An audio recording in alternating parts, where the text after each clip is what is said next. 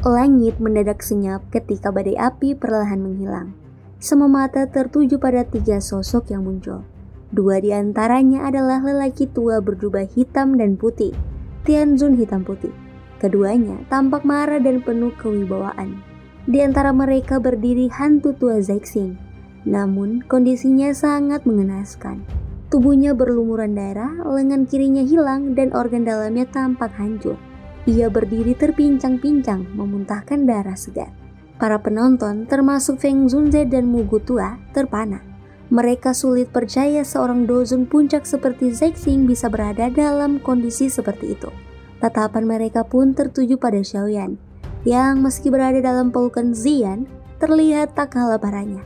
Dengan kekuatan dozong 9 bintang, ia berhasil membuat Zexing menderita kerusakan besar. Bunuh dia, sobek dia menjadi berkeping-keping. Teriak Zexing dengan suara parau, matanya menyala penuh kebencian. Namun, Tianzun hitam putih malah mengecamnya. Jika kau langsung memanggil kami, ini tidak akan terjadi. Kau ingin mengambil muka sendiri dan ini akibatnya, ujar Tianzun putih dengan nada tinggi. Sementara itu, Ziyan tahu mereka dalam bahaya besar. Dengan tekad kuat, ia menggigit ujung lidahnya, mengeluarkan setetes darah emas yang berharga. Segera, ia membentuk segel rumit dengan jarinya dan membuka retakan ruang di hadapannya. Namun, membuka portal spesial sambil membawa beberapa orang sangat menguras kekuatannya. Tianzun hitam putih tak tinggal diam. Mereka meluncurkan pilar kabut hitam yang kuat ke arah kelompok Xiaoyan. Feng Zunze dan yang lainnya hendak bertahan, tapi Ziyan menghentikan mereka. Jangan bertarung. Jika kalian bertahan, tak ada yang bisa lolos, katanya tegas. Saat pilar kabut hampir mencapai mereka, Tijian Zunze maju. Kalian pergi, aku akan menahan mereka, katanya tenang. Sebelum orang lain bisa mencegah, ia menerjang pilar kabut. Meskipun ia terluka parah, ia tetap berdiri tegak. Aku sudah menyelesaikan urusanku di dunia. Mati di tangan Tianzun adalah kehormatan, katanya sambil tertawa. Dokinya mulai bergejolak liar, tanda bahwa ia hendak menghancurkan dirinya sendiri. Tianzun hitam putih berteriak kaget dan mencoba menghentikannya. Tapi pada saat itu, portal spesial Ziyan membuka sepenuhnya. Cahaya perak melilit kelompok Xiaoyan, menyeret mereka masuk. Namun kekuatan portal itu mendadak melemah. Ziyan terkejut, tapi tiba-tiba energi misterius muncul dan menstabilkan portal. Kelompok Xiaoyan berhasil masuk dan menghilang bersama portal, meninggalkan Tianzun hitam putih dalam kemarahan. Tianzun hitam putih hanya bisa berdiri, marah dan tak berdaya, menyaksikan mangsanya menghilang tanpa jejak. Karena kurangnya energi Ziyan, mereka pun keluar dan terdampar di tempat yang tidak diketahui, dan akhirnya mereka istirahat sejenak sambil memeriksa keadaan Xiaoyan. Dan tak lama setelah itu, Yalo pun keluar dari cincin penyimpanan Xiaoyan dan memeriksa keadaan muridnya itu. Setelah beberapa saat, wajah Yalo menegang dan niat membunuh terpancar dari tatapannya. Hantu tua Zexing sungguh keji, serunya dingin. Dokter peri kecil menatap dengan cemas. Tuan Yalo, bagaimana kondisi Xiaoyan? Tanyanya dengan suara lembut, penuh ketakutan. Pembuluh darahnya hancur, tulangnya remuk, dan telapak tangan Zexing yang penuh kekuatan hampir memutus seluruh nyawanya. Ucap Yalo dengan suara berat, namun dia masih bertahan. Api surgawi di dalam tubuhnya melindungi jantungnya, mencegah cedera itu menjadi fatal. Mendengar ini, hati semua orang sedikit tenang, meskipun mereka tahu situasinya tetap sangat kritis. Namun untuk benar-benar memulihkan tubuhnya, kita butuh tempat di mana kekuatan bintang-bintang terkonsentrasi, lanjut Yalo. Mata Feng Zunze berbinar. Kita bisa membawanya ke Falling Star Pavilion. Tempat itu dibangun di atas meteorit dari luar angkasa yang penuh dengan energi bintang. Itu pasti tempat terbaik untuk Xiaoyan memulihkan diri. Yalo mengangguk, merasa bahwa ini adalah solusi yang masuk akal. Namun kekhawatiran lain muncul di benaknya. Meski hidupnya dapat diselamatkan, cedera ini kemungkinan besar akan memengaruhi latihan dan kekuatan Xiaoyan di masa depan, katanya pelan. Perkataan ini membuat dokter peri kecil gemetar. Dia tahu bagaimana Xiaoyan sangat menghargai kemampuannya. Jika ia kehilangan kekuatan atau tidak dapat lagi maju dalam pelatihan, itu akan menghancurkannya lebih dari kematian.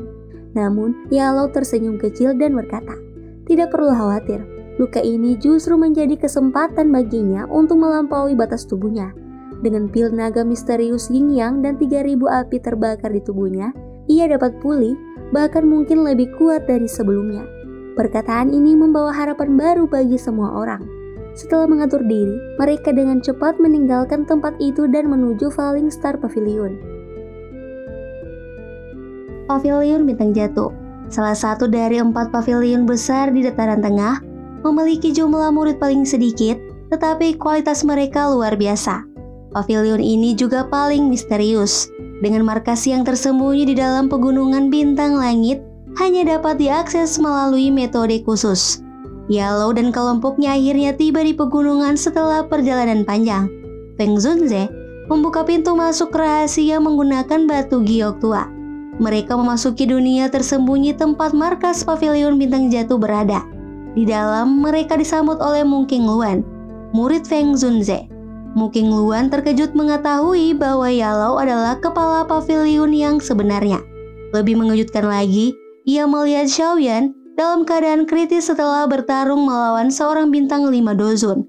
Meskipun dalam pertempuran itu, Xiaoyan berhasil mematahkan salah satu lengan lawannya. Untuk menyembuhkan Xiaoyan, Feng Zunze membawanya ke Menara Batu Bintang Jatuh, tempat berkumpulnya kekuatan bintang meteorit. Di sana, tubuh Xiaoyan diselimuti 3000 api terbakar, mempercepat proses pemulihannya.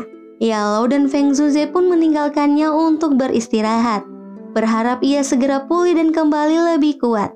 Dalam kesunyian, api terus membakar, menandakan kelahiran kembali seorang pejuang yang akan mengguncang dunia. Setelah pertempuran sengit, Yellow akhirnya kembali ke Falling Star Pavilion, tempat yang dulu ia tinggalkan. Feng Zunze, sahabat lama sekaligus pengelola sementara pavilion, dengan senang hati menyerahkan posisi kepala pavilion kepadanya. Para murid dan tetua yang telah lama menganggap Feng Zunze sebagai pemimpin awalnya terkejut, tetapi kegembiraan segera menggantikan keterkejutan itu. Yellow adalah sosok legendaris yang reputasinya bahkan melebihi pemimpin Piltover. Sementara itu, Xiaoyan masih dalam kondisi kritis setelah mempertaruhkan nyawanya untuk menyelamatkan gurunya. Demi melindungi dan memberikan waktu bagi pemulihan Xiaoyan, Falling Star Pavilion menutup diri dari dunia luar. Namun keheningan itu menimbulkan keanehan Hall of Salt. Musuh besar yang seharusnya membalas dendam justru tidak menunjukkan tanda-tanda pergerakan. Seiring waktu, kekuatan Falling Star Pavilion semakin meningkat. Dokter peri kecil, Tianhun Zunze, Xian, dan Xiongzhan bergabung sebagai tetua tamu, memperkuat pertahanan pavilion. Meski begitu, setengah tahun berlalu tanpa Xiaoyan menunjukkan tanda-tanda kebangkitan, meskipun tubuhnya perlahan pulih. Yellow pun hanya bisa menunggu dengan sabar. Sementara itu, di Kekaisaran Jima, sebuah aliansi baru telah menggantikan kekuatan lama aliansi Yan yang didirikan oleh Xiaoyan. Sosoknya kini menjadi legenda, dari seorang anak yang dulu dianggap lemah menjadi penguasa yang membentuk era baru. Di tengah suasana malam di aula megah aliansi Yan, seorang wanita cantik dengan suara memikat berdiri termenung, mengingat janji seseorang. Medusa, yang kini memiliki otoritas tertinggi di Kekaisaran Jima, mengingat perjanjian dengan Xiaoyan. Waktu berlalu 5 hingga 6 tahun, tetapi janji itu belum terpenuhi. Tatapan matanya penuh kerinduan sekaligus ancaman. "Jika kau memakan kata-katamu, bahkan jika kau mati, aku akan merobek tubuhmu menjadi ribuan keping." Namun, suasana hatinya seketika berubah ketika suara lembut seorang anak memanggilnya ibu.